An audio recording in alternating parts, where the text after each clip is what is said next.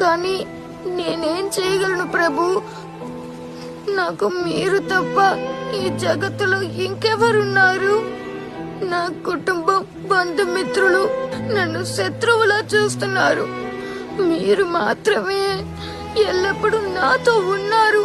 మీ నుండి విడిపోయి ఒంటరి వాడిలా చాలా భయంతో నేను బిలబిలలాడిపోతున్నాను ప్రభు. మీరే స్వయంగా వచ్చి నన్ను చూడగలిగే యోగ్యత నాలో ఏముంది? కానీ నేను మిమ్మల్ని చూడాలనుకుంటున్నాను ప్రభు.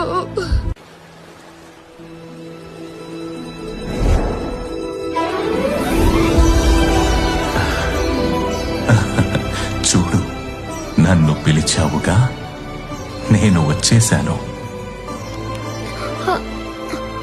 ఏమైనది? నీవు నాతో మాట్లాడవా?